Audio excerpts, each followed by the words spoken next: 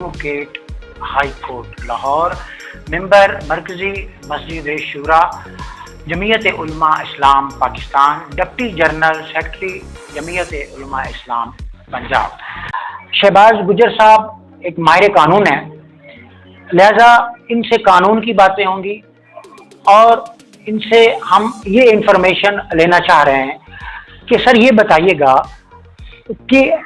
اس وقت جو ہمارے ملک کی سیاسی صورتحال ہے وہ اپنی جگہ، مگر سر اب ایک عام آدمی سے لے کر ایک بڑا پولیٹیشین جو ہے وہ بھی عدم تحفظ کا شکار ہے۔ اس قدر جو انسیکیورٹی ملک میں ہے سر، اس پر آپ کیا کہنا چاہیں گے؟ بسم اللہ الرحمن الرحیم۔ شکریہ نیوز 1 اور 5 اور اس کی ٹیم۔ اس وقت جو آپ نے سوال کیا ہے وہ اپنی جگہ پر انتہائی اہمیت کا حامل ہے۔ گزارش یہ ہے کہ گزشتہ سال ماہ اپریل کے اوائل میں عمران خان حکومت کے خلاف آئینی طور پر عدم اعتماد لایا گیا، اور عدم اعتماد کے بعد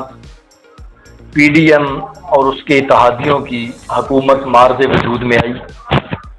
اور یہ سارا پروسیس ایک آئینی اور قانونی عمل کے ذریعے ظہور پذیر ہوا ہے۔ تو لیکن تحریک انصاف کی قیادت اور اس وقت کی حکومت جس کے خلاف عدم اعتماد ہوا تھا، انہوں نے اس آئینی اور قانونی پروسیس کو قطعی طور پر دل سے تسلیم نہیں کیا، اور وہ جو عدم اعتماد تھا تقریباً 4.25 سالہ تحریک انصاف کی حکومت کی کارکردگی جو کہ انتہائی لو لیول کی تھی، خارجہ تعلقات انہوں نے خراب کیے، چائنا کا سی پیک منجمد کیا، عرب امارات، سعودی عرب اور دیگر جو ہے بین الاقوامی برادری سے عمران حکومت کی جو خارجہ تعلقات تھے وہ بالکل جو ہے خرابی بسیار کی سطح پر آ گئے تھے۔ تو یہ ساری چیزیں تھیں جس کی وجہ سے عدم اعتماد کرنا پڑا پوزیشن۔ تو چاہیے تو یہ تھا کہ یہ جمہوریت کا دعویٰ کرتے تھے کہ جمہوری عمل کا اور جمہوری نتیجے کا احترام کرتے ہوئے جو ہے وہ اپوزیشن میں بیٹھتے، لیکن انہوں نے فوری طور پر تحریک انصاف کی جو ہے عمران حکومت جو اپنا ڈیمیج ہوئی، انہوں نے جو ہے قومی اسمبلی سے استعفے دیے، یہ ریکارڈ پر بات۔ پھر اسی پر جو ہے بات نہیں کی بلکہ ایک منفی سیاست شروع کر دی، اور انہوں نے اس جمہوری عمل کے پروسیس کو تسلیم نہیں کیا، اور عوامی سطح پر جو ہے وہ ایک ہیجان پیدا کیا اور منفی اپوزیشن کا کردار ادا کیا عوام کے اندر۔ اور پھر ترا امتیاز یہ ستم بالائے ستم یہ آپ کو علم ہوگا کہ عمران حکومت کے وزیر خزانہ شوکت ترین جو تھا اس کا، اور خیبر پختونخوا کے وزیر خزانہ وہ محسن ان کا نام تھا، ٹھیک ہے جی، سوری تیمور جھگڑا اس کا نام تھا، پنجاب کا وزیر خزانہ جو ہے محسن لغاری، ان کی جو ہے آڈیو ٹیپ آپ نے سنی ہوگی، اس میں کہا جا رہا تھا کہ آئی ایم ایف کو روکیں کہ وہ حکومت پاکستان کو قرضہ نہ دے۔ جی سر، یعنی یہ ریاست دشمنی تھی، یہ وطن دشمنی تھی، یعنی اس حد تک جو ہے وہ منفی اپوزیشن کا کردار ادا کیا گیا۔ تو سر یہ بتائیں کہ ہسٹری میں غالباً پہلی دفعہ یہ دیکھنے کو ملا ہے کہ پی ڈی ایم کی اوور آل جو اپوزیشن جماعتیں ہیں وہ، اور خاص طور پر جو حکومت پاکستان ہے وہ بھی سپریم کورٹ کے آگے احتجاج کر رہی ہے۔ سر کیا یہ حیران کن بات نہیں ہے کہ ایک حکومت ہو کر وہ سپریم کورٹ آف پاکستان پر احتجاج کرتی ہے؟ دیکھیے آپ کے سوال کا جواب دینے سے پہلے میں آپ کے گزشتہ سوال کا جواب کمپلیٹ کر لوں۔ جی سر۔ تو یہ جو منفی ذہن، جی سر، اور یہ جو اس وجہ سے ملک میں جو ہے وہ سیاسی عدم استحکام پیدا ہوا، اس کی تمام تر جو ہے ذمہ داری وہ عمران خان اور اس کی پارٹی پر جاتی ہے۔ جو جب ملک میں سیاسی استحکام نہ ہوگا تو پھر معاشی استحکام کا تصور نہیں ہو سکتا۔ تو یہ ساری وجہ تھی سیاسی اور معاشی عدم استحکام ملک میں جو پیدا ہوا۔ اس کے برعکس جو ہے حکومتی اتحاد جو ہے انہوں نے انتہائی کوشش کی کہ ملک میں سیاسی استحکام ہو، اور بین الاقوامی سطح پر ملک کو گرے لسٹ سے نکالا۔ آپ کو یاد ہوگا اس پی ڈی ایم کی حکومت نے نکالا، ملک کو گرے لسٹ سے نکالا، اور خارجہ تعلقات شروع ہوئے، اب آپ کے سوال کی طرف کہ سپریم کورٹ کے سامنے حکومت کی سطح پر بات یہ ہے کہ سپریم کورٹ کے سامنے جو ہماری سپریم کورٹ ہے اس کے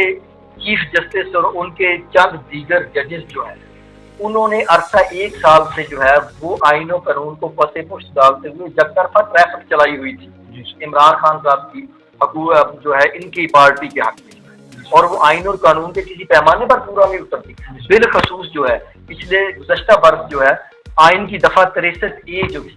اس کی انتہائی غلط تشریح کر کے نیا آئین جو ہے ریرائٹ کیا گیا، یہ الامراض تھی یہ بات، اور وہاں سے سارا یہ سلسلہ شروع ہوا۔ پھر اس کے بعد سپریم کورٹ حکومت نہیں ہے، ایک آزاد ادارہ ہے، تو اس ادارہ کے خلاف عوامی پروٹیسٹ جو ہے وہ پی ڈی ایم کی حکومت نے نہیں، پی ڈی ایم کی جماعتوں نے ارینج کیا تھا۔ جنگ سے بھی جمعیت علماء اسلام کا بہت بڑا قافلہ گیا تھا، اور یہ ہمارا ایک حق تھا کہ ہم نے سپریم کورٹ کو احساس دلایا، اور اس کو ایک حد تک احساس بھی ہوا۔ سر نواز لیگ کے جو رہنما ہیں وہ بھی اس احتجاج میں شامل تھے، کیونکہ نواز لیگ کی حکومت ہے، تو کیا سر ایک حکومت کا ایک ادارے کے آگے احتجاج کرنا بنتا ہے؟ کیونکہ حکومت کا کام تو آرڈر دینا ہے نا۔ میں نے آپ ذرا بات کو سمجھیں جی سر، کہ وہ حکومت کا احتجاج نہیں تھا، پی ڈی ایم اتحاد کا جو ہے وہ احتجاج۔ سر آپ یہ بتائیں، سربراہ مولانا فضل الرحمان صاحب تھے، وہ مولانا فضل الرحمان صاحب بذات خود حکومت میں نہیں ہے، اور سپریم کورٹ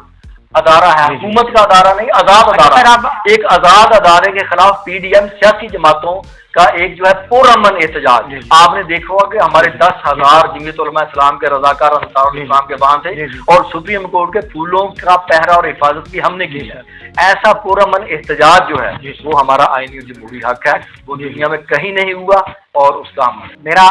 آپ سے لاسٹ کوشچن یہ ہے، چونکہ آپ ایک ماہر قانون ہیں، ایک منجے ہوئے ایڈوکیٹ ہیں، اور آپ ایک لا کالج بھی چلا رہے ہیں سر، تو عام آدمی بہت ڈرا ہوا ہے سر، خاص طور پہ دوسرے لوگ بھی ڈرے ہوئے ہیں، سفید پوش لوگ جو ہیں وہ اپنی عزت کے مارے اور وہ باقی ساری چیزیں ہیں۔ عوام کے اندر، اس قوم کے اندر اب عدم تحفظ کا احساس بہت زیادہ، لوگ گھروں سے باہر نکلنے سے ڈر رہے ہیں، کوئی بات کہنے سے ڈر رہے ہیں، ان کے حق کے رائے خود باتیں جو ہے وہ بھی وہ اس کا اظہار نہیں کیا جا رہا، یہ ساری چیزیں ہیں۔ تو سر آپ یہ بتائیں کہ اس سچویشن میں آپ اس نیشن کو کیا کرنا چاہیے، ایک عام آدمی کو کیا کرنا چاہیے سر؟ پہلی گزارش یہ کہ میں تو قانون کا ایک طالب علم ہوں جی سر، جہاں تک آپ نے یہ جو باتیں کی ہیں اس حوالہ سے ضروری ہے کہ ملک میں جو ہے وہ سیاست اور شرافت اور سنجیدگی کی سیاست کو فروغ دیا جائے۔ جی سر، اور انتہائی بدقسمتی کہ آپ نے 9 مئی کے واقعات دیکھے، جی سر، اور یہ آخری ٹرننگ پوائنٹ ہے جو ہے تحریک انصاف کی سیاست کا۔ انہوں نے ملک میں جو ہے ایک ہیجانی کیفیت پیدا کی، جی سر، اور پی ڈی ایم کی جماعتوں نے، اس اتحاد نے، حکومتی اتحاد نے جو ہے وہ سنجیدہ سیاست کو جنم دینے کی کوشش کی، اور ہم جاری رکھیں گے انشاءاللہ۔ اور عوام کو جو ہے عدم تحفظ اور عوام کو جو ہے ایک ریلیف دینے کی بھرپور کوشش ہو رہی ہے۔ ابھی انشاءاللہ 10-12 دن میں روس سے جو ہے وہ ایک تیل کا جہاز آ رہا ہے، اور اس کے علاوہ اب شاید یہ پہلا موقع ہوگا کہ آئی ایم ایف کی حمایت کے بغیر جو ہے 9 جون کو وزیر خزانہ پاکستان جو ہے بجٹ پیش کرنے جا رہے ہیں۔ تو جو گزشتہ 3.25 سال میں عمران حکومت نے سیاست میں، معیشت میں جو گند ڈالا، جو کانٹے بوئے ہیں، اب وہ ہمیں آنکھوں سے چننے پڑ رہے ہیں، اور عوام جو ہے بہت جلد خوشخبریاں سنیں گی، اور انشاءاللہ تعالی ملک سے جو ہے یہ تشدد کا جو عنصر داخل کیا ہے عمران خان اور اس کی لابی نے، اور اس کا انشاءاللہ صفایا ہوگا جو ہے سیاسی طور پر۔ اور جو مجرمان ہیں 9 مئی کے، جنہوں نے اس ملک کی فوجی تنصیبات اور قومی املاک کو شدید طور پر نقصان پہنچایا، وہ کیفر کردار تک ضرور پہنچنے چاہیے، تاکہ عوام میں جو ہے احساس تحفظ پیدا ہو اور سنجیدہ سیاست اس ملک میں رواج پائے۔ سر جیسے کہ ابھی آپ نے بجٹ کی بات کی ہے، اور رپورٹس ہمیں یہ آ رہی ہیں کہ بجٹ میں کافی ریلیف دیا جا رہا ہے، پیٹرول سستا ہو رہا ہے، شائع خورد و نوش جو ہیں وہ بہت زیادہ سستی ہو رہی ہیں، اس کے علاوہ مشینری بہت زیادہ سستی ہو رہی ہے، ایگریکلچر کے جو اکوپمنٹس ہیں وہ سستے ہو رہے ہیں، اوور آل جو ہے وہ آپ بالکل یہ تقریباً 100% چیزیں سستی ہوتی چلی جا رہی ہیں۔ تو سر یہ بجٹ چونکہ ہمارے پاس تو اوور آل جو ہمارا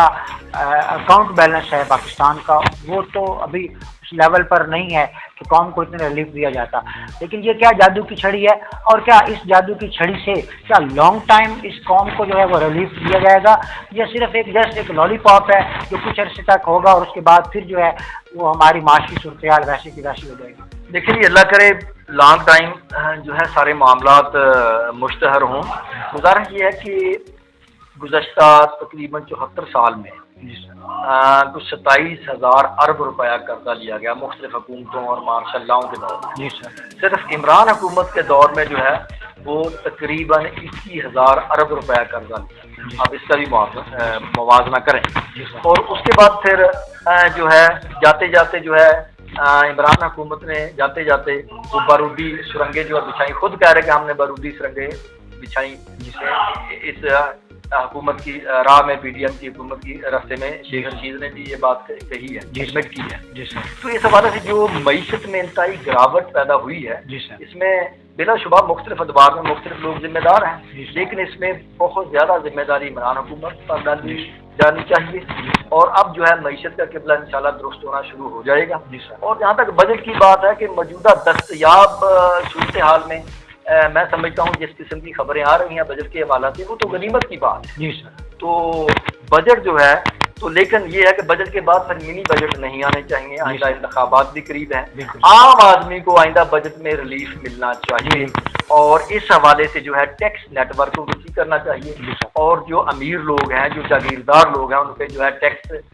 زیادہ ٹیکس کلیکشن کرنی چاہیے۔ اور شومیہ قسمت یہ ہے کہ ایک کھوکھے والا جو ہے وہ کھوکھا بنا لیتا ہے تو اس پہ جو انکم ٹیکس والے پہنچ جاتے ہیں، لیکن سندھ اور پنجاب میں بڑے بڑے جاگیردار ہیں جو سینکڑوں اراضی کنال، سینکڑوں ایکڑ اراضی کے مالک ہیں، ان بڑے جاگیرداروں پر کوئی ٹیکس کسی حکومت نے جو ہے وہ معقول شرح سے نہیں لگایا۔ میں یہ بھی مطالبہ کروں گا کہ آئندہ بجٹ میں جو ہے بڑے زمینداروں پر، ٹھیک ہے جی، چھوٹے کسانوں کو چھوڑ کر باقی درمیانے زمینداروں پر بھی معقول شرح سے ٹیکس عائد کیا جائے۔ اس زرعی ٹیکس سے جو ہے تقریباً